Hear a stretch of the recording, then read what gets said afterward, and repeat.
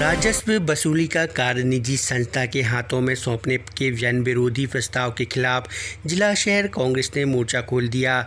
जिला शहर कांग्रेस कमेटी के प्रतिनिधिमंडल एवं नेता प्रतिपक्ष बाबू सिंह बब्बू यादव व सभी कांग्रेसी पार्षदों ने पीली कोठी से पैदल मार्च करते हुए संभागीय कमिश्नर कार्यालय पहुंच एक ज्ञापन सौंप इस प्रस्ताव को तत्काल निरस्त करने की मांग की।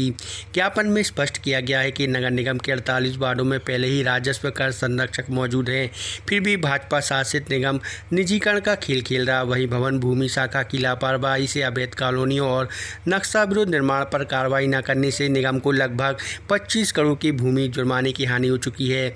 जिला शहर कांग्रेस के अध्यक्ष महेश जाटव ने कहा कि सागर निगम को भाजपा ने लूट का अड्डा बना दिया है। जब 48 राजस्व कर संरक्षक पहले से ही मौजूद हैं तो निजी कंपनी को ठेके देने की क्या जरूरत। यह सीधे सीधे कर्मचारियों के पेट पर लात और पर्दे के पीछे उन पदों के रिक्त करने की साजिश है। उनके भविष्य पर डाका है। अगर पद रिक्त हैं तो मोहन सरकार भर्ती क्यों नहीं करती, क्योंकि निजी हाथों को में देकर कमीशन खोरी करना है। नगर निगम पर अतिरिक्त आर्थिक बोझ डालकर अंत में वसूली का डंडा आम जनता पर चलेगा। कांग्रेस इसे किसी कीमत पर नहीं होने देगी। महेश जाटव ने कहा कि निगम का रवैया भी कांग्रेसी पार्षदों के साथ ठीक नहीं, उनके साथ भेदभावपूर्ण व्यवहार किया जाता है।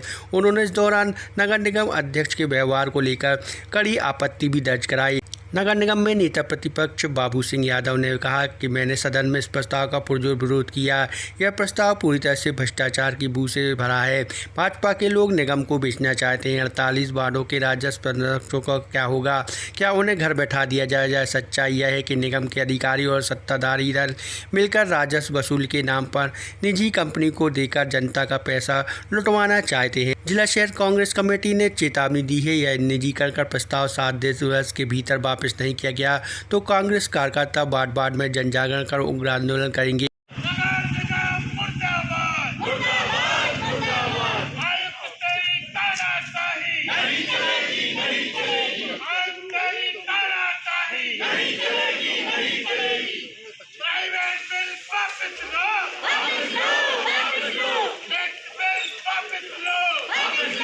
इकट्ठा कर किसी भारतीय जनता पार्टी के किसी ठेकेदार को ठेका दे दें जो जाकर आम जनता से कर वसूली करे।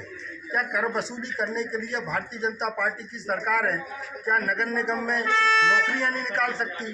क्या बेरोजगारों को नौकरी नहीं दे सकते?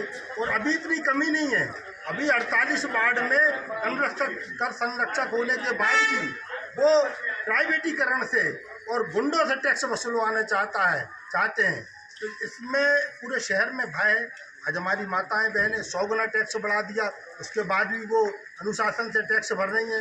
हमारे पुरुष कमा के नगर निगम को टैक्स दे रहे हैं। तो ऐसी कौन सी आफत आज पड़ी नगर निगम में कि नगर निगम के महापौर ने, MIC ने और परिषद ने यह बिंदु पास किया कि शहर के अंदर हम गुंडों से टैक्स वसूली कराएंगे, हम प्राइवेटीकरण का युग लाएंगे। कौन सी विकासशील सरकार चल रही है? मैं पूछना चाहता हूँ मोहन यादव जी से, मैं पूछना चाहता हूं नरेंद्र मोदी से, मैं पूछना चाहता हूं सारे नगर विधायक से, सारी भारतीय जनता पार्टी से पूछना चाहता हूं कौन सी आफत आन पड़ी कि नगर निगम में लोग नहीं बचे जिनको टैक्स नहीं देंगे। लोग खुद आते हैं, टैक्स के काउंटरों पर खुद अपना बिल भरते हैं और सम्मान से अपना जीवन जीते हैं। तो आपको ऐसी कौन सी आफत आन पड़ी कि आप प्राइवेटीकरण से टैक्स वसूलेंगे? इसके विरोध में हम आए, हम इसके भी विरोध में आए हैं। शहर में जहाँ तहाँ कॉलोनियाँ काटी जा रही हैं, वहाँ पर आप नोटिस दे के पैसे वसूलते हैं, उन पर कोई कार्रवाई नहीं होती।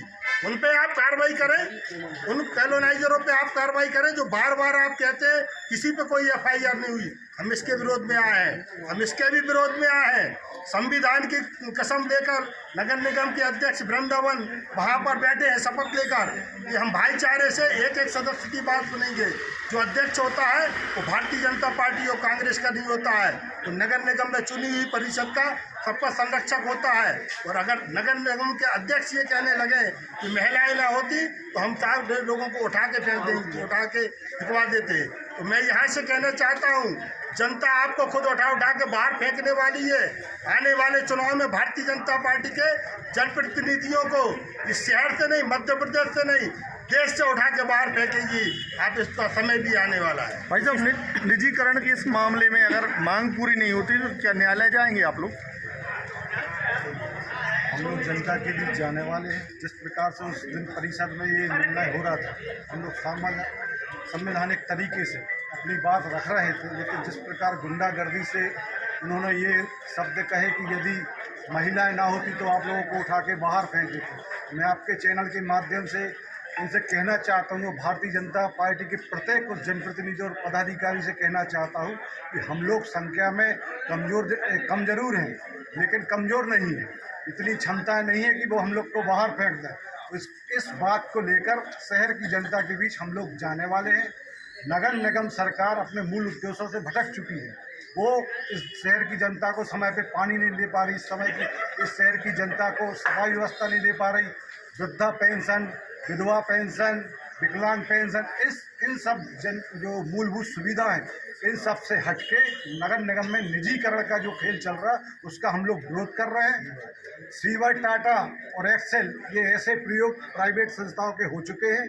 टाटा के माध्यम से भी इस शहर की जनता को पर्याप्त लूटा गया और टाटा का जो उद्देश्य था, जो कमिटमेंट था उनका कि हम 24 घंटे पानी देने का कार्य करेंगे, आज दिन तक वो पानी नहीं दे पाए। आखिरकार इसी नगर सरकार ने, इसी भारतीय जनता पार्टी सरकार ने इस परिषद में उनको बाहर जाने का रास्ता दिखाया। इसके पहले एक्सेल कंपनी से भी इस शहर में ये प्रयोग हो चुका है कि प्राइवेट संस्थाएं किस प्रकार से कार्य करती हैं।